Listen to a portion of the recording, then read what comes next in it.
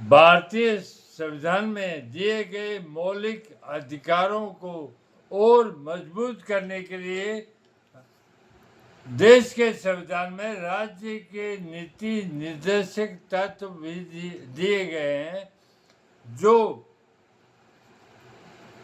मौलिक अधिकारों की तरह प्रभावी तो नहीं है, लेकिन वो राज्य के लिए एक आदर्श है और एक मंजिल है कि भारतीय सरकारों को उस तक पहुंचना है।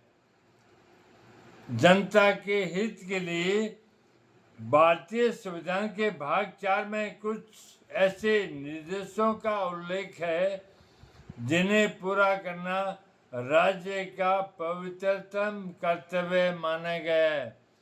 जो राज्य के नीति निर्देशक तत्व है उनकी किसी कोर्ट या न्यायालय द्वारा सुरक्षित नहीं किया गया है, बल्कि यह राज्य सरकारों का और केंद्र सरकार का पवित्र कर्तव्य है कि वो जनता के हित के लिए राज्य के नीति निर्देशित तत्वों को बढ़ाकर लोगों का कल्याण करें।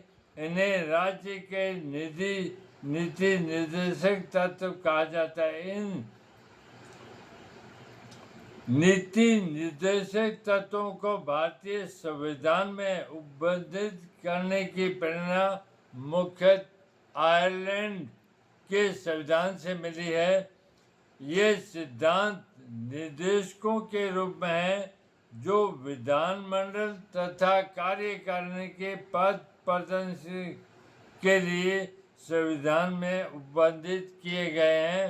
अर्थात ये राज्य और केंद्र सरकार को रास्ता दिखाते हैं कि तुम्हें पवित्र कार्य कैसा करना है। लोक कल्याण की उन्नति हेतु राज्य ऐसी सामाजिक व्यवस्था करेगा जिसमें सामाजिक, आर्थिक तथा राजनीतिक न्याय की स्थापना पर बल दिया जाएगा।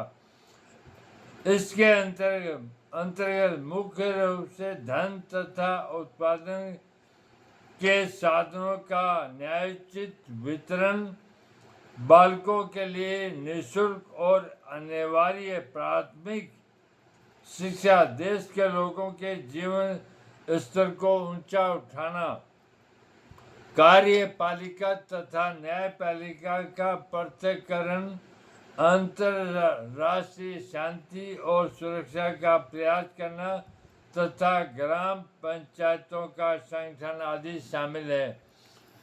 राज्य के नीति निर्देशित सिद्धांत उपयुक्त लक्ष्यों के पूरक है। राज्य इन्हीं नीति निर्देशित तत्वों का पालन करके भारतीय संविधान की प्रस्तावना में कल्पित एक लोक कल्याणी राज्य वेलफेयर स्टेट की स्थापना कर सकता है। ऐसी सामाजिक व्यवस्था में व्यक्ति को अपना चरम विकास करने का सुअवसर प्राप्त होगा, जिससे राष्ट्र की भी बहुमुखी उन्नति हो सकेगी।